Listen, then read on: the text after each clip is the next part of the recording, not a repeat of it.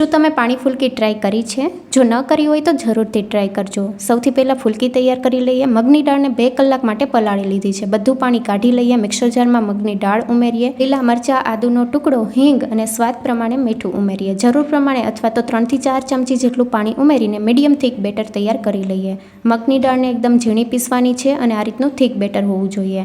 1 ચમચી રવો ઉમેરીએ. 1/4 ચમચી હળદર પાવડર ઉમેરીને ફેટી લઈએ. 5 મિનિટ માટે ફેટી લીધું છે અને બેટર આ રીતે ઉમેરીએ તો પાણીમાં ઉપર આવી જાય છે. મીડિયમ ગરમ તેલમાં ફુલકીને તળી લઈએ. ફુલકી આ રીતે છૂટી છૂટી ઉમેરવાની છે અને ફુલકી જાતે જ ઉપર આવી જાય અને હલકો કલર ચેન્જ થાય ત્યાં સુધી થવા દઈએ. ઝારાની મદદથી કાઢી લઈએ. બધી ફુલકી તૈયાર થઈ ગઈ છે. ગરમ પાણીમાં સ્વાદ પ્રમાણે મીઠું, હિંગ અને 1 ચમચી ખાંડ ઉમેરીને મિક્સ કરી લઈએ.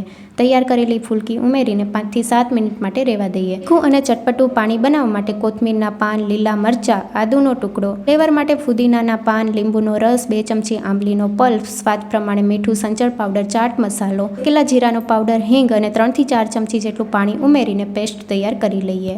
બાઉલમાં પેસ્ટ ઉમેરી દઈએ અને જરૂર પ્રમાણે પાણી ઉમેરીએ. ચીલી ફ્લેક્સ ઉમેરીએ. ઝીણી સુધારેલી ડુંગળી, કોથમીરના પાન ઉમેરીએ. બરાબર મિક્સ કરી લઈએ. ફુલકીમાંથી એક્સ્ટ્રા પાણી આ રીતે પ્રેસ કરીને કાઢી લઈએ અને તૈયાર કરેલી ફુલકી પાણીમાં ઉમેરી દઈએ. પાણી ફુલકી તૈયાર છે. જરૂરથી ટ્રાય કરજો.